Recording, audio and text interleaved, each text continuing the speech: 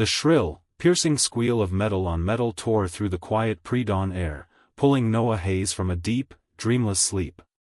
His eyes snapped open, wide and disoriented in the pitch-black room. He blinked, trying to make sense of the sound, which was followed by a distinct hiss, like a serpent exhaling. It wasn't the usual morning chorus of chirping birds or the distant hum of the highway. This was something sharp, invasive, and altogether wrong. A knot of unease tightened in his stomach. He glanced at the digital clock on his nightstand, 2:17 a.m. Who would be making such a racket at this ungodly hour? He swung his legs out of bed, the cool floorboards a stark contrast to the warmth of his sheets. Padding silently to the window, he peered through the gap in his blinds, his heart beginning to thump an anxious rhythm against his ribs. The streetlight cast long, distorted shadows across his meticulously manicured lawn, illuminating the pride and joy of his life, his meticulously maintained 24-foot Boston whaler, affectionately named the Patriot. He'd spent countless hours restoring the vessel, each scratch sanded, every bolt polished, a tribute to his years of service in the Navy. It sat on its trailer, parked neatly in his driveway, compliant with all HOA regulations, a gleaming beacon of navy blue pride. But what he saw now made his blood run cold. A shadowy figure, small and hunched, was moving around the boat, a spray can clutched in her hand. The hiss he'd heard earlier was unmistakable, spray paint. And the figure, there was no mistaking that signature, perfectly coiffed blonde bob, even in the dim light.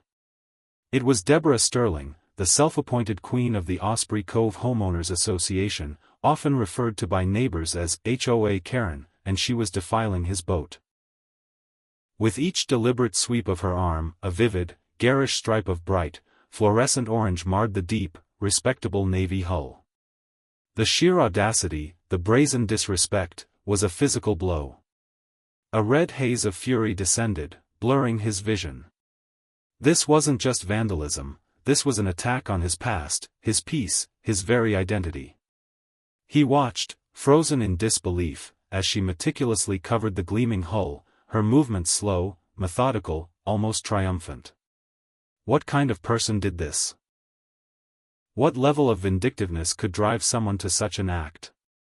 The last stroke of orange paint splattered across his boat's name, the Patriot, obscuring the proud lettering. Deborah then paused, stepped back, admiring her handiwork, a grotesque smile playing on her lips. She raised her phone, snapped a picture, and then, as if she knew he was watching, looked directly towards his house, a triumphant, almost predatory gleam in her eyes before she melted back into the shadows of the night. Noah's mind raced, reeling from the sight of his prized possession ruined, and a terrifying thought began to form: this wasn't just about paint, it was about something far, far bigger. What had he done to provoke such a calculated and destructive act? And what exactly did she have in mind for him now? The sun rose hours later, painting the sky in hues of orange and pink, a cruel mockery of the destruction Deborah Sterling had wrought. Noah stood in his driveway, a mug of cold coffee forgotten in his hand, staring at the Patriot. The vibrant orange streaks screamed at him, a jarring, ugly contrast to the deep navy that had once been so pristine. It was an assault on his senses, a brutal defacement that felt intensely personal. He traced a finger over one of the harsh lines, the cheap paint gritty under his touch. His jaw was clenched so tight his teeth ached. He had to call the police, but even as he thought it, a heavy sigh escaped him. He knew how these things went in Osprey Cove. Deborah Sterling held sway, her connections deep within the HOA board, and even, it was whispered, with local officials. Reporting her would be like throwing a pebble at a battleship. Still, he took a deep breath, pulling out his phone. This was beyond a simple HOA dispute, this was criminal. His journey to Osprey Cove had been one of hope and a yearning for peace. After years of demanding service, deployments to far-flung corners of the world, and the constant stress of command, Noah had sought a quiet haven. He'd poured his life savings into the house, a charming, albeit small, two-story home with a generous driveway, perfect for his boat, and a decent patch of lawn he looked forward to tending. He'd arrived with a heart full of optimism, ready to embrace the calm suburban life. He envisioned quiet evenings, weekend fishing trips on the Patriot, and friendly waves with neighbors. For the first few months, life in Osprey Cove was everything he had imagined. The sun always seemed to shine, the streets were clean, and children rode bikes freely. His immediate next-door neighbor, Mrs. Albright, a sweet, silver-haired woman in her late 70s, had welcomed him with a warm apple pie and stories of the neighborhood's history. She spoke of community gatherings, block parties, and a general sense of camaraderie. Noah quickly settled into a routine, his days filled with light remodeling projects, working on his boat, and discovering local fishing spots. He always made sure his lawn was perfectly mowed, his trash cans out of sight on non-collection days, and his car parked in his garage or driveway, never on the street. He was, by all accounts, an ideal neighbor, respectful of rules and community spirit. Then came the first letter from the HOA. It was a formal, stark white envelope with the Osprey Cove HOA emblem stamped in the corner. Noah opened it, puzzled, expecting perhaps a welcome packet or a community newsletter. Instead, it was a violation notice. The offense? His mailbox, a standard, store-bought black metal box, was not in compliance with the approved aesthetic guidelines for residential mailboxes. Noah frowned. He'd seen dozens of identical mailboxes throughout the neighborhood. He called the number provided, genuinely confused. A frosty voice on the other end, which introduced itself as Deborah Sterling, the HOA Architectural Review Committee chair, informed him, with clipped precision, that only wrought iron, decorative scroll mailboxes in dark bronze finish were permitted. Noah tried to explain that his current mailbox was perfectly functional and common, but Deborah cut him off, her voice rising in pitch with each word. "Mr. Hayes, the rules are clear. You have 7 days to rectify this, or fines will be levied." There was no room for discussion, no empathy for his recent move, no attempt at a friendly resolution. It was a rule, and she was the enforcer. Noah, always one to follow rules, even seemingly arbitrary ones, sighed and ordered a new mailbox. It cost him $100 and an afternoon of digging, but he replaced it. He decided it was a small price to pay for peace, though a faint bitterness lingered. It was his first real interaction with Deborah, and it left a sour taste. Weeks later, another letter arrived. This time, it concerned his trash cans. They were visible from the street outside of designated collection hours. Noah always brought them in within an hour of the trash truck passing. He called Deborah again, trying to clarify. "They were out for less than an hour, Miss Sterling," he explained, patiently. "I was just finishing up my yard work." Her response was immediate and sharp. "Mr. Hayes, the guidelines state, no visible trash receptacles outside of collection day. This includes the hour after collection. You must store them in your garage or behind a privacy fence." Noah didn't have a privacy fence, and his garage was packed with tools and boxes. He resorted to a cumbersome routine of hauling his bins through the house into his backyard shed, a process that felt unnecessarily complicated and punitive. He noticed, however, that several other houses on his street regularly left their bins out for hours, sometimes even overnight, with no apparent repercussions. He began to see a pattern. Deborah seemed to pick and choose her targets, and for some reason, he was quickly becoming one of them. The small annoyances escalated. A notice for excessive shrub height, his carefully pruned hydrangeas were half an inch over the arbitrary limit she quoted. A complaint about his small, solar-powered garden gnomes being incompatible with the community's refined aesthetic.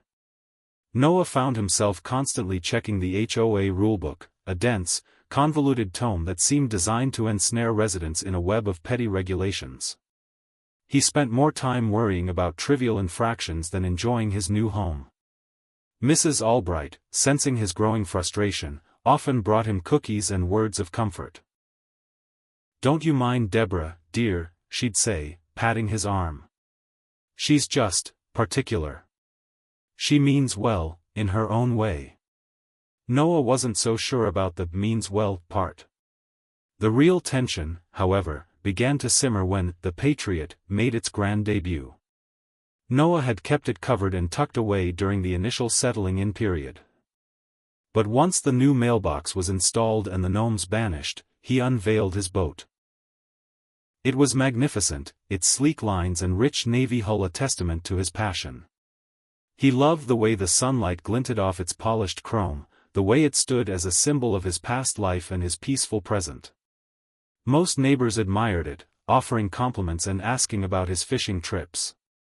Mrs. Albright thought it was just grand. But Deborah Sterling saw it differently. Within a week, another official HOA letter arrived, this one more aggressive than the others. Regarding non-conforming vehicle storage. Noah's eyes scanned the page, disbelief mounting with each word.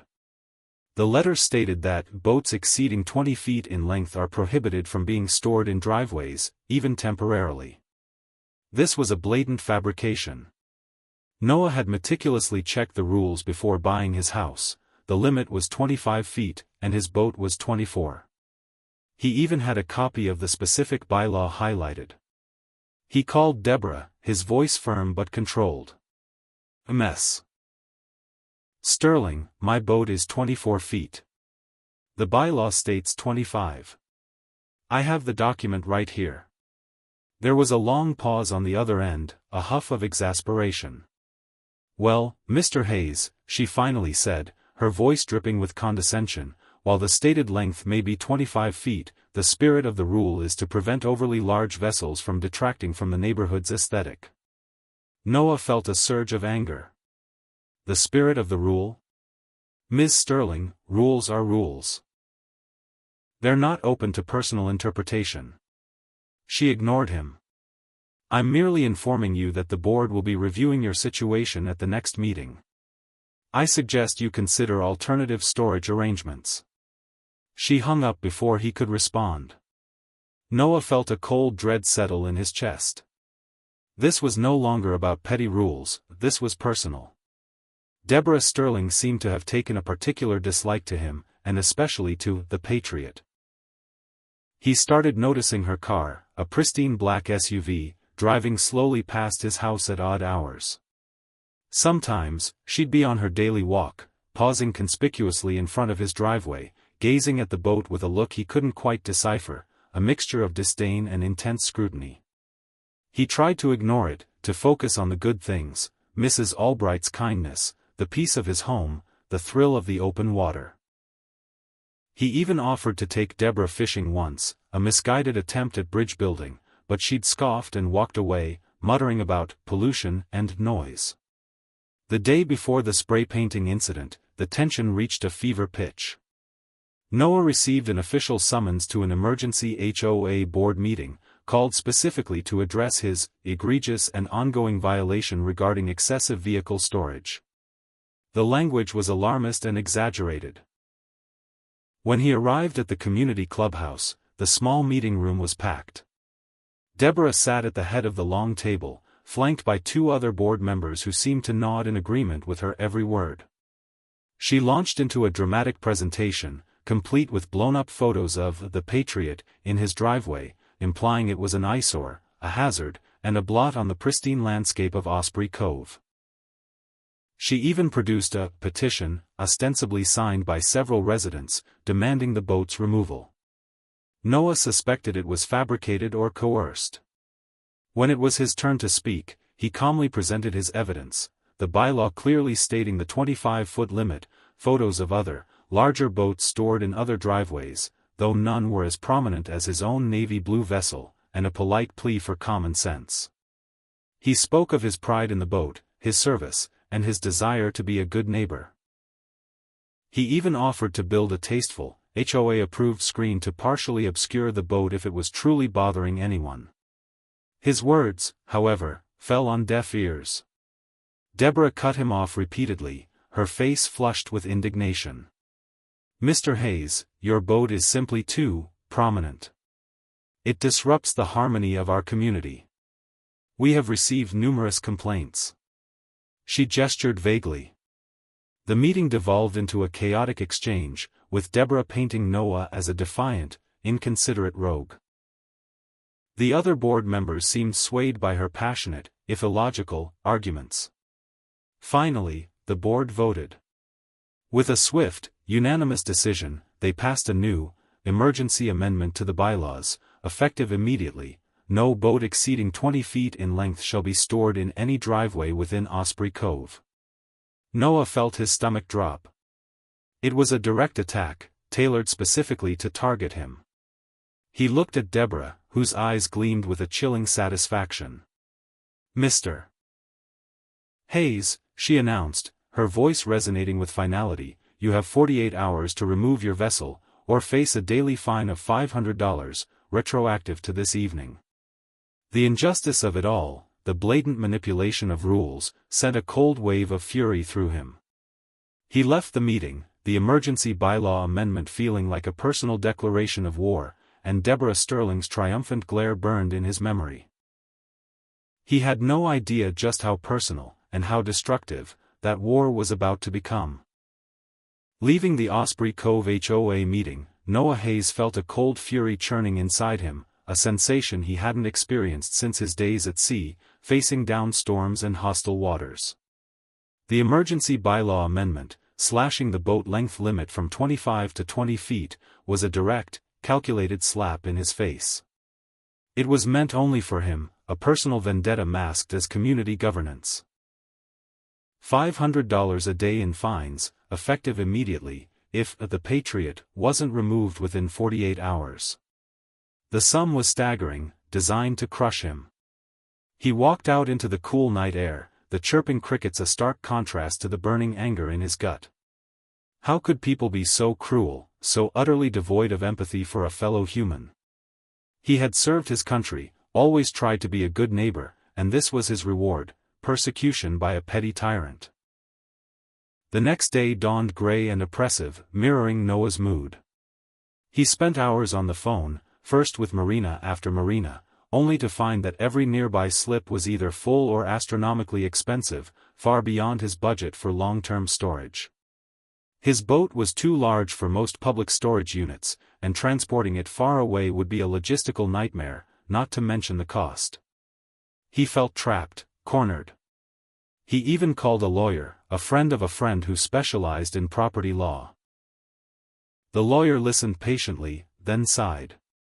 "Noah," he'd said, "HOAs, especially in Florida, have a lot of power. They can change bylaws, even retroactively, if they follow the proper procedure, which they probably did. Fighting them in court is incredibly expensive and time-consuming. You're looking at tens of thousands, maybe more, and it could drag on for years." The grim reality settled over Noah. He was stuck between an impossible deadline and financial ruin. He tried to reason with the other HOA board members, stopping them in their driveways, but they averted their eyes, mumbled excuses about community standards, and hurried away, clearly intimidated by Deborah Sterling's influence. Mrs. Albright, seeing the distress etched on his face, brought him a plate of freshly baked cookies that afternoon. "Noah, dear," she said, her voice soft with concern, "you look like you haven't slept. Is it that woman again?" He recounted the board meeting's outcome, the arbitrary rule change, and the impossible deadline.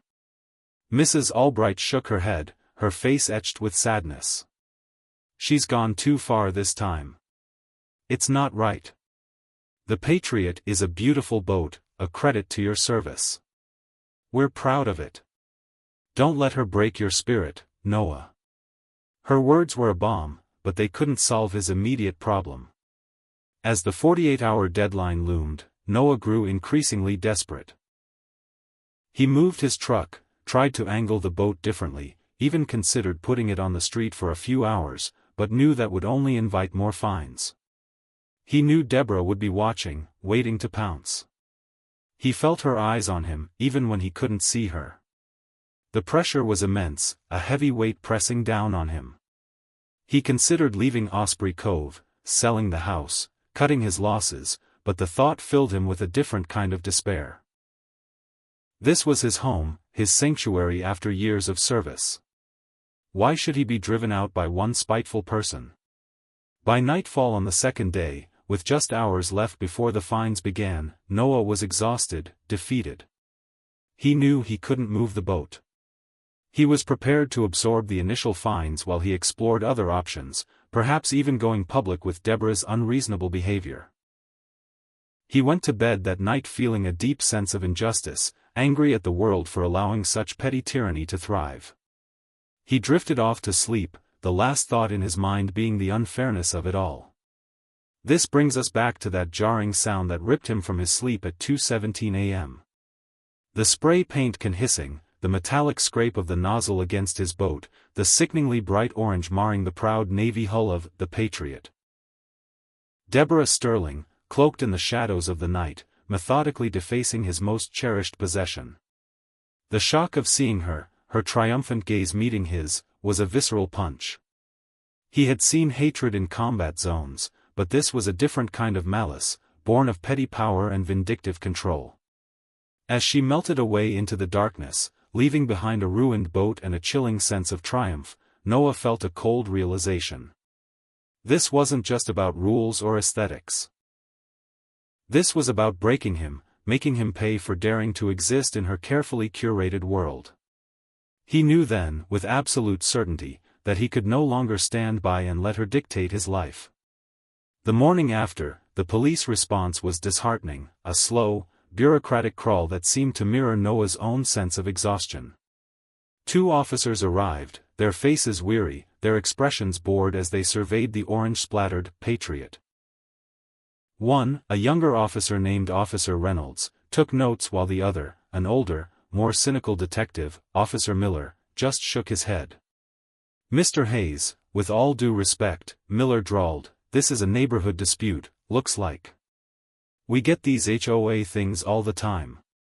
Property damage, yes, but do you have any actual proof it was Miss Sterling?" Noah explained about seeing her face, her blonde bob, her looking directly at his window. "But you didn't get it on camera?" Reynolds asked, flipping through his notebook. "No, sir," Noah admitted, his voice raspy. "It was the middle of the night. I was half asleep." Officer Miller scoffed. "She'll deny it. It'll be your word against hers. Unless you have security footage, a witness, or a confession, this is going to be tough to prosecute as vandalism. More likely it'll get filed as a civil matter, or a minor disturbance." They took his statement, offered little comfort, and left him with a case number and a feeling of profound helplessness. It was clear they weren't going to spend much time investigating a Karen HOA issue. Noah then spent the rest of the morning trying to clean the boat. He bought solvents, scrub brushes, and rags. He scrubbed until his arms ached, until sweat poured down his face, but the cheap, bright orange paint seemed to have bonded with the gel coat. It smeared, it lightened, but it didn't come off completely. Each futile stroke only deepened his frustration and despair. The boat, which had once been a source of peace and pride, now looked like a grotesque clown. The damage wasn't just superficial, it felt like a scar on his soul. Mrs. Albright came over again, her eyes wide with dismay at the sight of the boat. "Oh, Noah, that awful woman.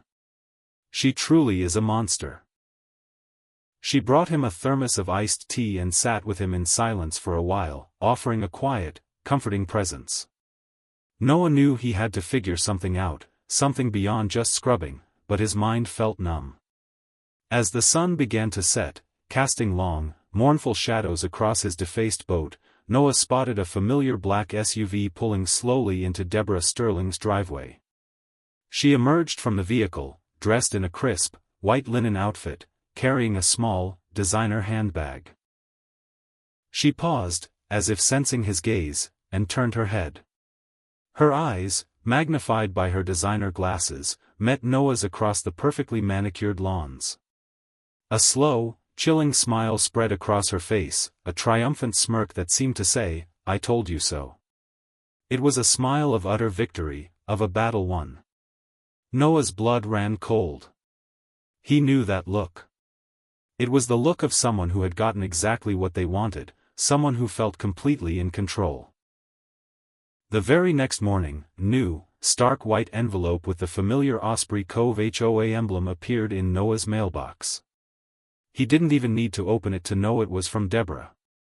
His hands trembled slightly as he tore it open.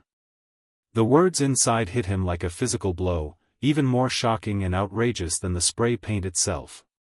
Urgent violation notice, unsightly property and unapproved modifications. The letter detailed, with malicious precision, how his now severely defaced and aesthetically displeasing boat violated multiple covenants, including maintaining property in good repair and upholding community aesthetic standards. It cited the orange paint, calling it a blatant disregard for neighborhood harmony. The letter demanded immediate removal of the boat, not just from his driveway, but from Osprey Cove entirely, within 24 hours. And then came the true shocker. The daily fine for this new violation was not $500, but $1,000 per day, retroactive to the moment the paint was discovered. Furthermore, the letter threatened immediate towing at the owner's expense if the boat was not removed by the deadline, and stated that the HOA would pursue all legal avenues, including foreclosure proceedings, to recover damages and unpaid fines.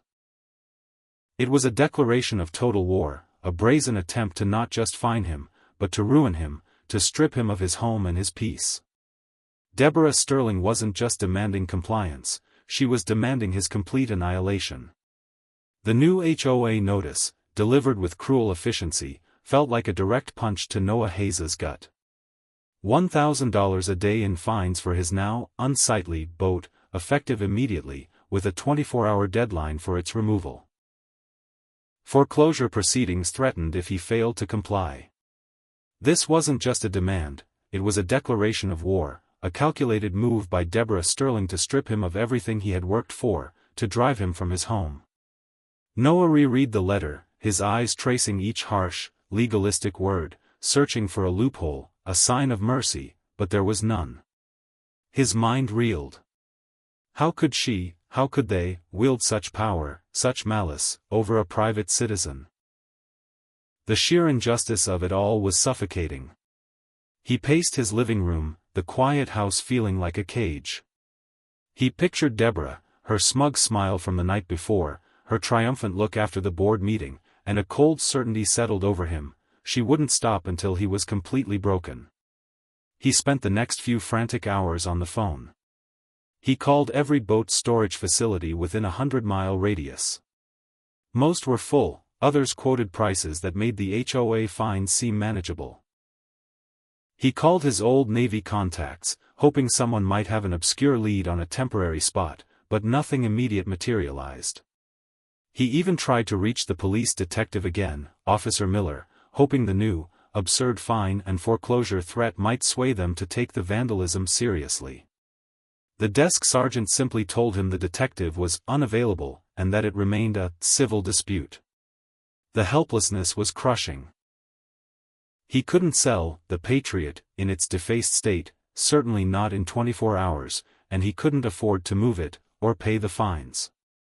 He felt a deep, chilling fear, a sensation he hadn't known even in combat, because this was an enemy he couldn't fight with strategy or strength, only with money he didn't have. He barely slept, the image of Deborah's smirk burned into his eyelids, the threat of foreclosure looming like a dark cloud over his head. When morning light finally filtered through his window, it offered no warmth, no comfort. The orange streaks on his boat seemed to glow with a malevolent energy, a constant reminder of his predicament. He felt utterly alone, trapped in a nightmare orchestrated by one vindictive woman and an HOA board that seemed to have completely fallen under her spell. He considered just giving up, packing a bag, and leaving, letting them have the house and the boat, but the thought was fleeting. This was his home, his sanctuary after years of service. He had worked too hard, sacrificed too much, to be run out by a bully. A stubborn resolve, born of his Navy training, began to harden his spirit. He wouldn't roll over. He just needed to figure out how to fight back. He made himself a strong cup of coffee and sat at his kitchen table, staring blankly at the stack of HOA notices. He needed a plan. The police weren't helping, and a full-blown lawsuit was too expensive. But there had to be something. He pulled out his laptop and started researching HOA laws, community bylaws, anything he could find online. He read about resident rights, about the limits of HOA power, and about previous cases where residents had successfully fought back against overzealous boards. It was a dizzying amount of information, but a tiny spark of hope flickered within him. There were avenues, obscure ones perhaps, but avenues nonetheless. He made a list of every single violation Deborah Sterling had ever sent him, every phone call, every interaction. He meticulously documented the spray paint damage, taking dozens of photos from every angle, even trying to capture the faint odor of fresh paint, though he knew that was likely useless. He felt like a detective, piecing together a puzzle, desperate for any clue that could expose Deborah for what she was. Later that afternoon, a soft knock came at his door. It was Mrs. Albright, her usual cheerful demeanor replaced by a look of grave concern. She held a casserole dish, its warmth radiating through the aluminum foil. "Noah, dear," she began, her voice hushed, "I saw Deborah's car here again this morning. And then I saw the new letter in your mailbox. $1,000 a day? And foreclosure? It's simply monstrous." She wrung her hands. "I just wanted to make sure you were all right. I know it seems like everyone's against you, but it's not true. Many of us are just scared of her, that's all." Noah invited her in, grateful for her kindness. He told her about the police's lack of interest and his struggle to find storage. Mrs. Albright listened intently, her eyes wide with sympathy.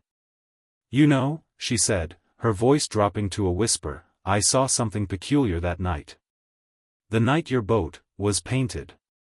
Noah leaned forward, his heart pounding. "What did you see, Mrs. Albright?" She hesitated, glancing nervously towards her own house, then back at Noah. "Well, I heard a noise, like a hiss, and I happened to glance out my bedroom window. I saw Deborah's car, parked a little way down the street, not in her driveway. And I saw her, walking back from your driveway, carrying something. It looked like a bag. And she was wearing those plastic gloves, the kind you use for cleaning or painting. I thought it was strange at the time, but then I went back to sleep. I didn't connect it until I saw your boat this morning." Noah's breath caught in his throat. This wasn't security footage, but it was a direct witness. A small, frail, elderly woman, but a witness nonetheless. It gave him a surge of renewed determination, a glimmer of light in the overwhelming darkness. "Mrs. Albright," he said, his voice firm, "would you be willing to tell the police what you saw? Or even write it down?" She looked hesitant, fear flickering in her eyes. "Oh, dear, I don't know. Deborah, she can be very vindictive. She knows about my rose garden. She's threatened me before about the height of my bushes." Noah felt a pang of protectiveness for her. "I understand, Mrs. Albright. Don't worry. Just knowing this helps me more than you can imagine." He didn't press her, not wanting to put her at risk, but the information was invaluable. It wasn't definitive proof, but it strongly supported his claim and might be enough to make the police take a second look, or at least put pressure on Deborah. He knew she was watching them, probably right now. He offered Mrs. Albright some of her own cookies. "Thank you, Mrs. Albright," he said, genuinely. "You're a truly kind person." He realized then that even in the face of such immense malice, there were still pockets of human goodness, and that was something worth fighting for.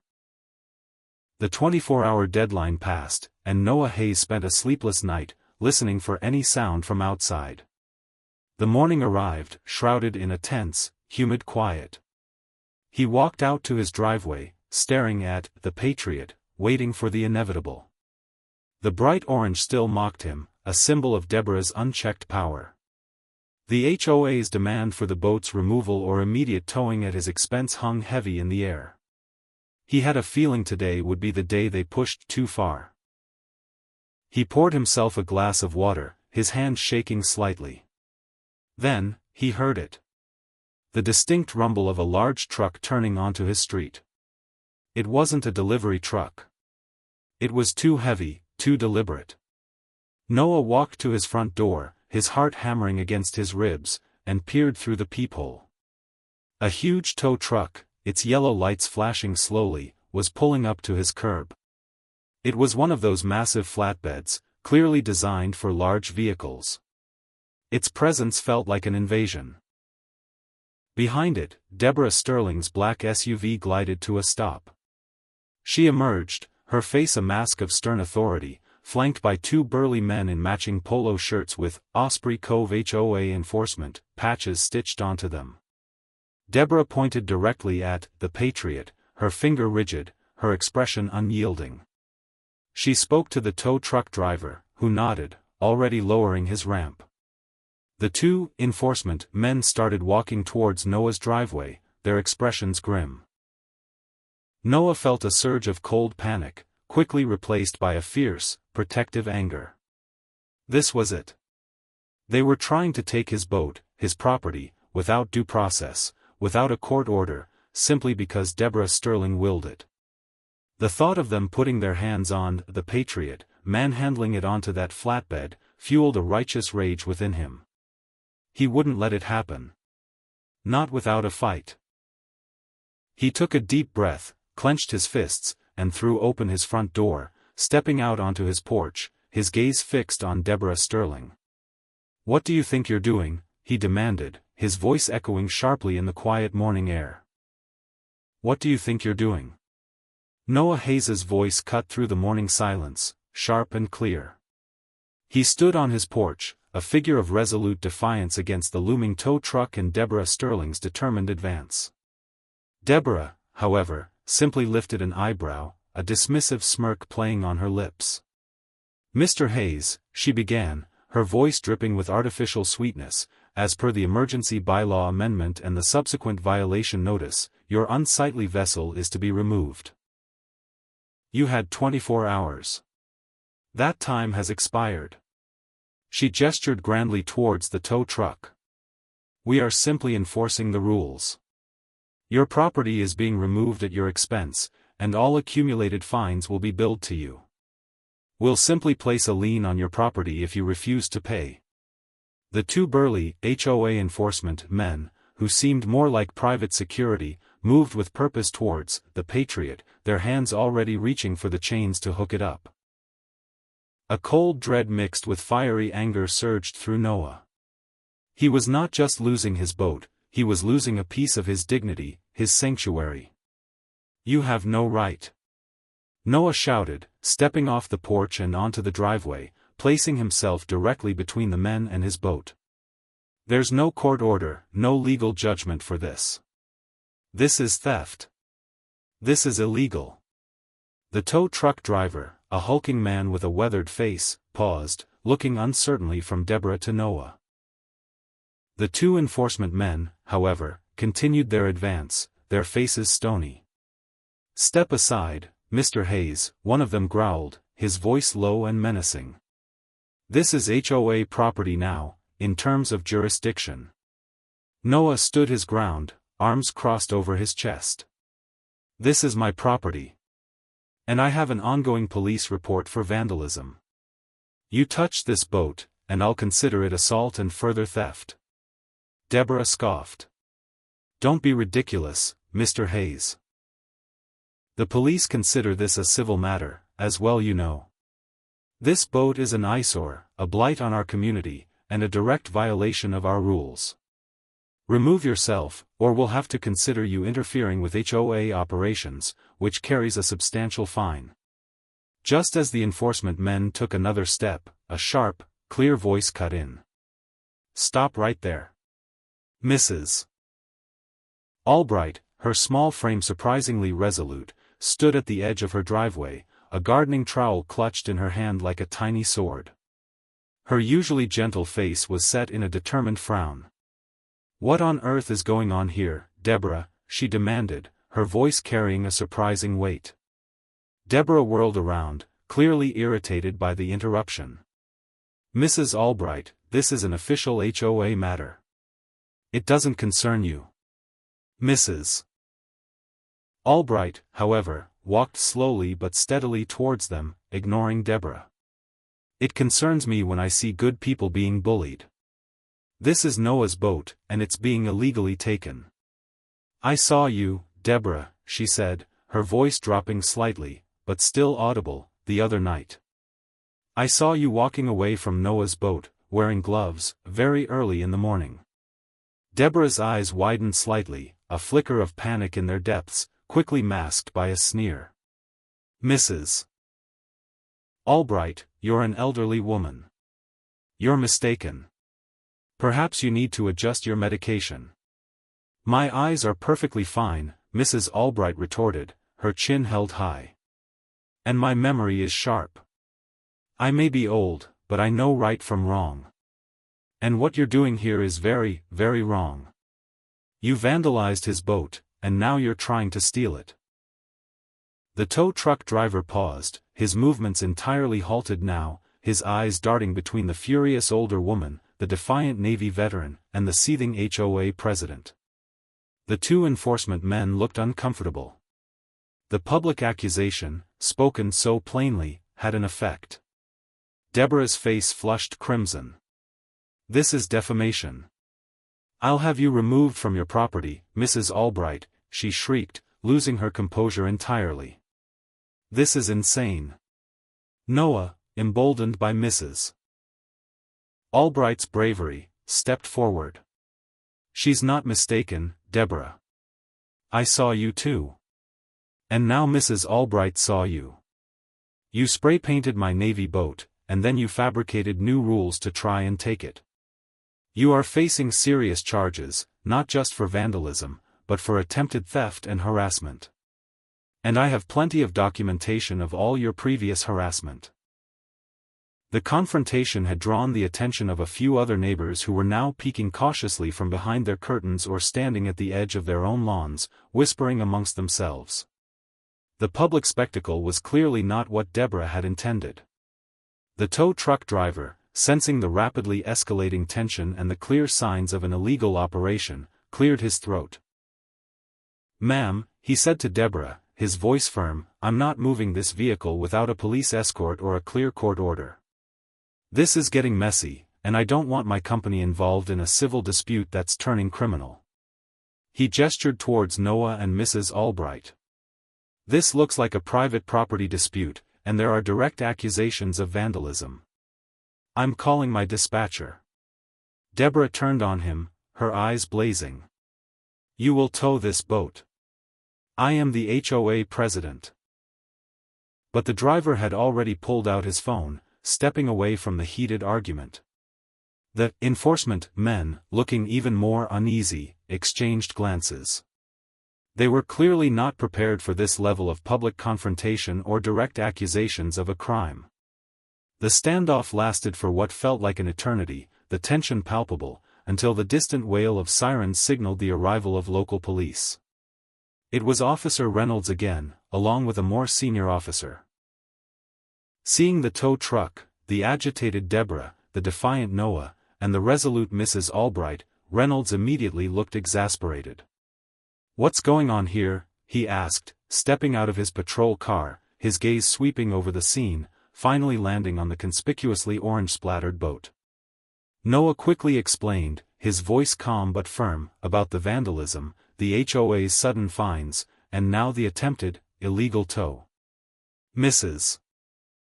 Albright, surprisingly articulate for her age, corroborated Noah's account, adding her eyewitness testimony about Deborah's actions that night. Deborah, meanwhile, was already loudly complaining, twisting the narrative, accusing Noah of being a defiant rule-breaker and Mrs. Albright of being senile and confused. The senior officer, however, listened to Noah and Mrs. Albright with a growing sense of gravity. He looked at the garish paint, then at the tow truck, then back at Deborah, whose face was still contorted in a furious mask. "Ma'am," he said to Deborah, his tone serious, "attempting to tow private property without a valid court order, especially under these disputed circumstances, could be considered grand theft. And if there are eyewitnesses to property damage, that falls under criminal vandalism, not just a civil matter anymore. We're going to need to get some more details from everyone involved.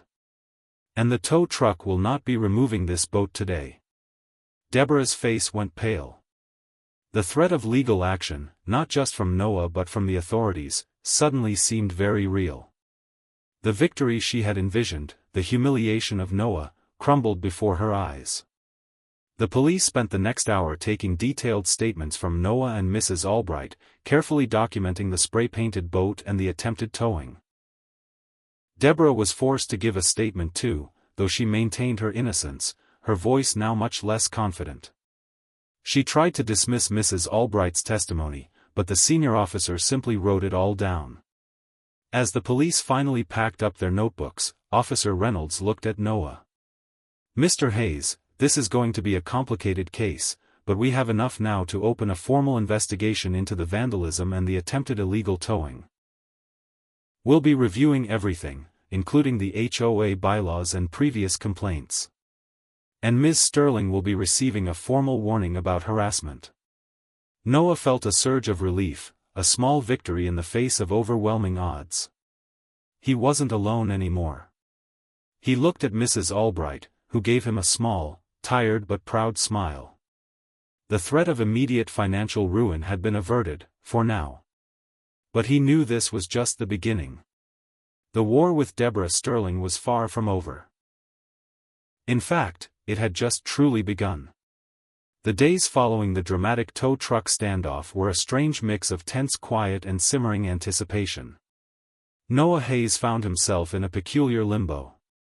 The Patriot, still defiantly orange-streaked, remained in his driveway, a monument to the battle he was fighting. The threat of immediate towing and foreclosure had receded, thanks to the police intervention and Mrs.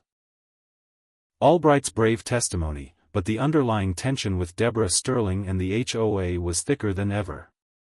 The neighborhood, usually bustling with activity, felt quieter, as if everyone was holding their breath, watching to see what would happen next. Neighbors who had previously avoided eye contact now offered cautious smiles or quick, sympathetic nods when Noah was out. He even noticed a few cars slow down as they passed his house, their occupants clearly craning their necks to gaze at his conspicuously painted boat. The story, he knew, was spreading. Officer Reynolds, now taking the case more seriously, called Noah daily for updates. He'd followed up on Mrs. Albright's statement, which Deborah Sterling continued to vehemently deny, claiming Mrs. Albright was confused and senile.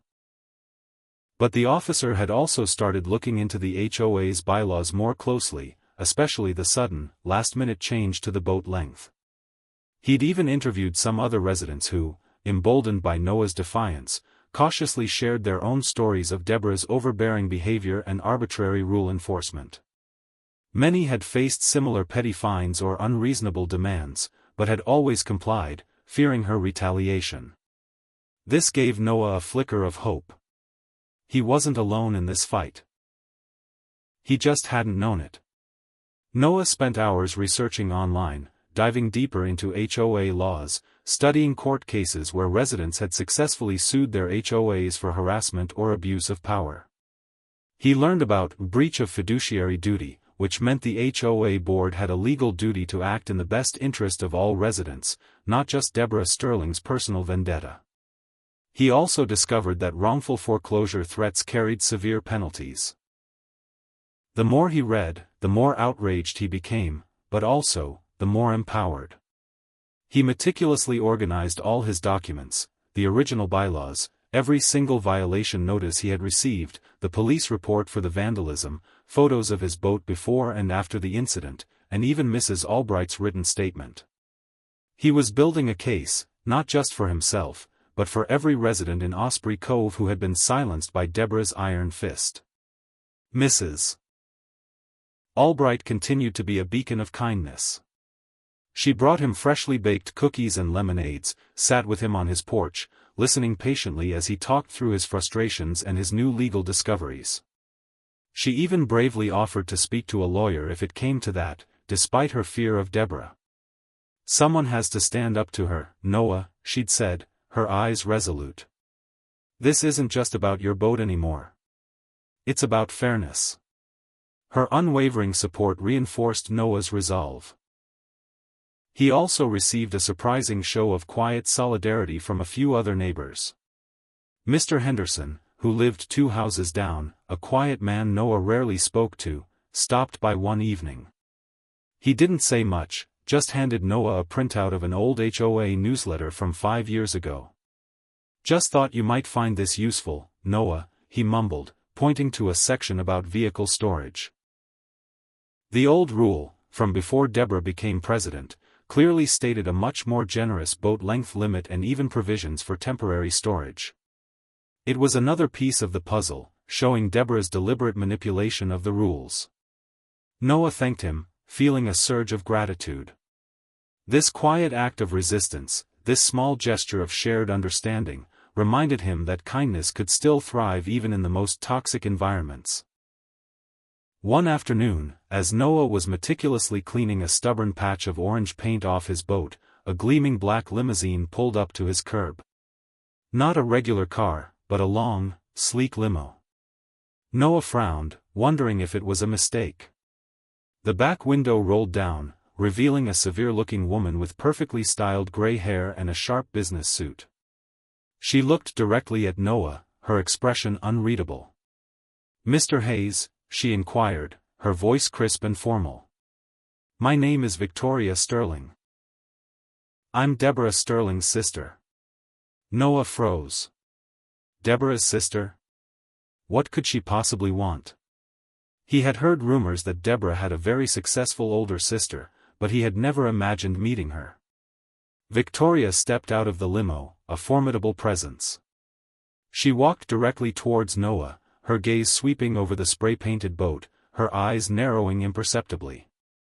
"My sister has informed me of certain difficulties you are causing in the HOA," Victoria began, her voice cool and measured, devoid of any warmth. "She says you are a troublesome resident, refusing to comply with bylaws." Noah, still reeling from the unexpected visit, managed to keep his composure. "Ms. Sterling," he replied, "your sister spray-painted my navy boat at 2 a.m., then orchestrated a false bylaw change and threatened to tow it illegally and foreclose on my home. I have police reports, eyewitnesses, and documentation. I'd say the difficulties are entirely of her making." Victoria's eyes flickered, betraying a hint of surprise, though her expression remained largely stoic. She looked at the garish orange paint, then back at Noah, a strange mixture of something akin to shame and concern briefly crossing her face before it was replaced by her usual professional mask. "I see," she said slowly. "My sister has a very strong personality. But she usually manages to remain within the bounds of legality." She paused, then continued, her voice softer, almost reflective. "Our family has a certain reputation to uphold, Mr. Hayes. My sister's recent actions, particularly involving law enforcement and public disputes, are concerning to me. They reflect poorly on us all. I understand she is facing significant legal exposure if your claims are substantiated." Noah watched her carefully, unsure if this was a veiled threat or something else entirely. "She's staring down potential charges for vandalism, attempted theft, and harassment, Ms. Sterling," Noah stated plainly. "And the HOA board could be liable for her actions if they colluded with her. Those fines are hundreds of thousands of dollars if the police press charges and I pursue my rights. And I intend to." Victoria's gaze sharpened. $600,000, she murmured, almost to herself, then looked directly at Noah. "That figure has been mentioned. It seems excessive for a neighborhood dispute." Noah shrugged. "It's the cost of her choices, Ms. Sterling. My boat is my property. My home is my sanctuary. And her actions were illegal and malicious. Victoria remained silent for a long moment, her eyes fixed on the spray-painted hull. Then, she turned back to Noah. "Mr. Hayes," she said, her voice now completely businesslike, "I believe we have a mutual interest in resolving this matter without further public spectacle or lasting damage to reputations. My sister's, and by extension, my family's. Perhaps we can find a way to make this disappear. A financial settlement, perhaps, to cover the damage to your boat and your inconvenience?" Noah felt a jolt of surprise. A settlement? This was a significant shift. He knew Deborah would never offer such a thing. This was clearly Victoria's doing, an attempt to protect her family's image from Deborah's escalating and increasingly reckless behavior.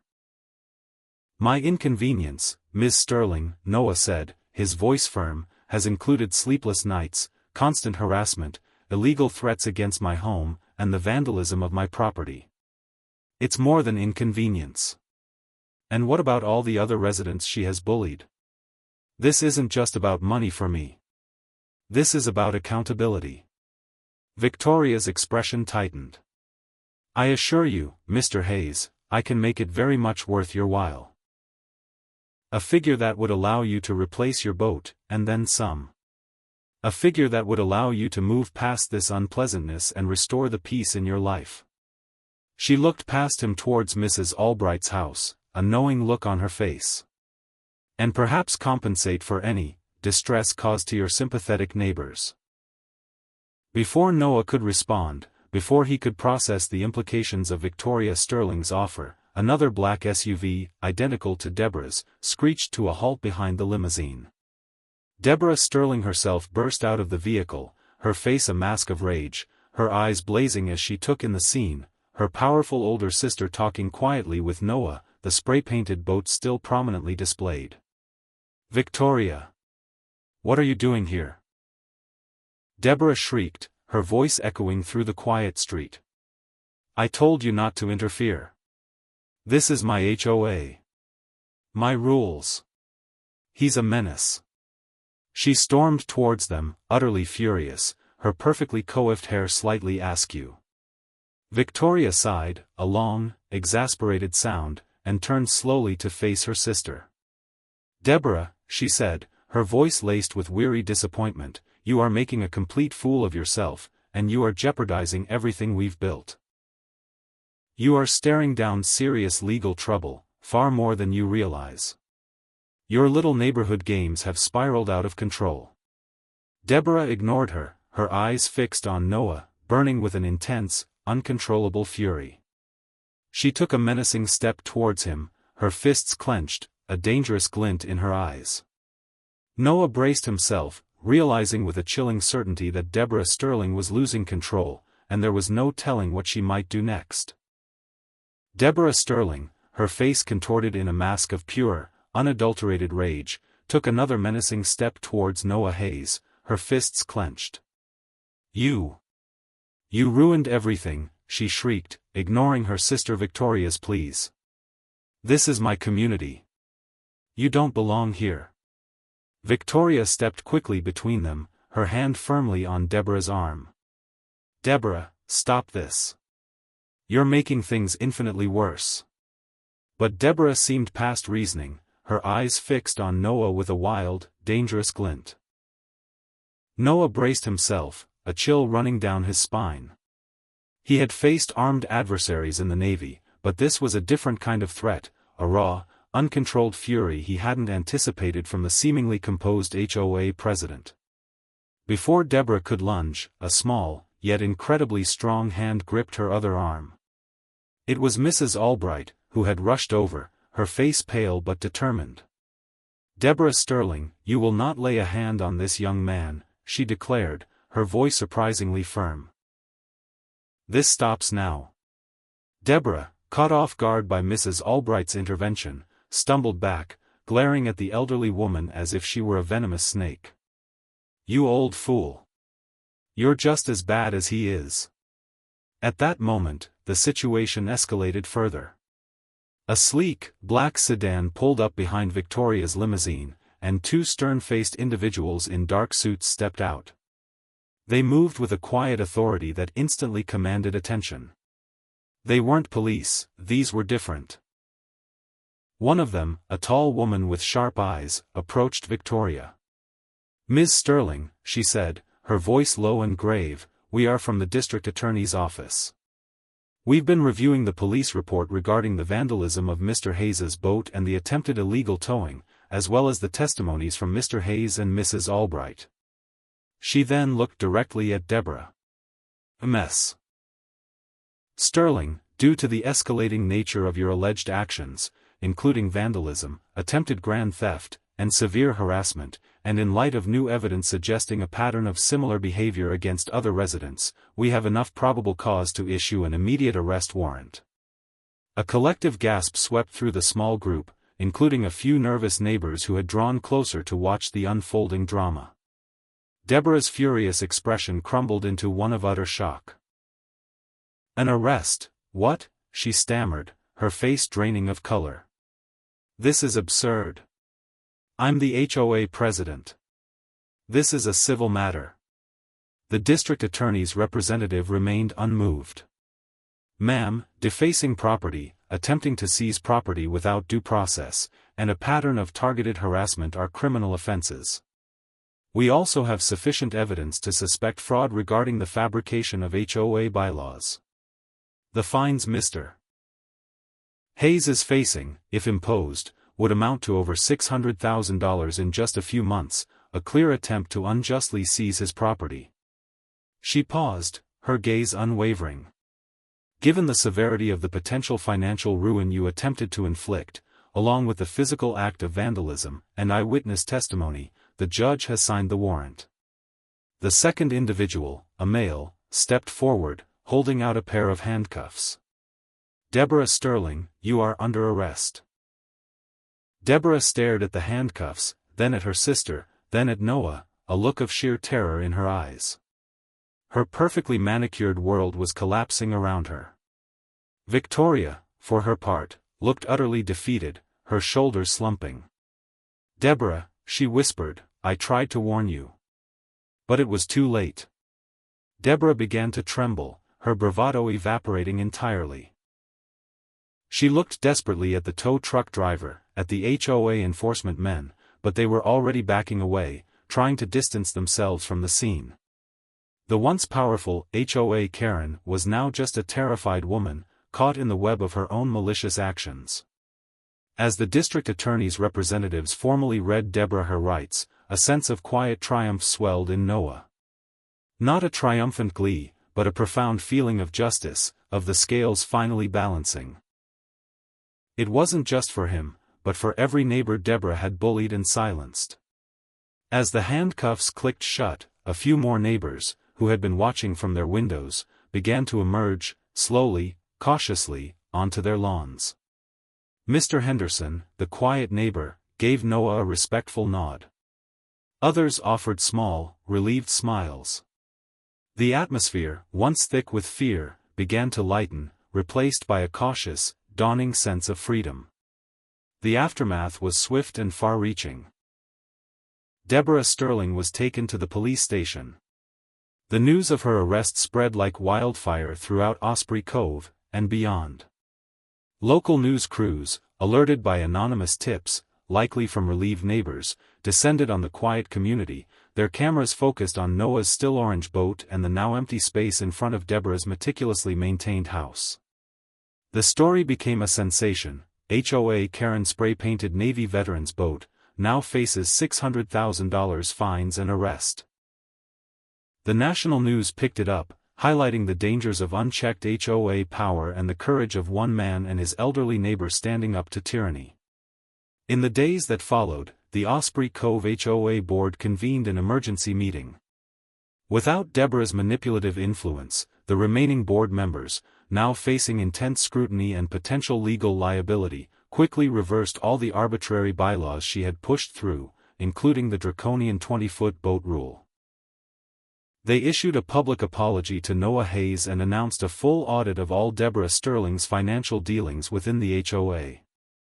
It was revealed that Deborah had been secretly misusing HOA funds for years, paying exorbitant fees to HOA enforcement, companies owned by her distant relatives, and even funneling money to a shell corporation for beautification projects that never materialized.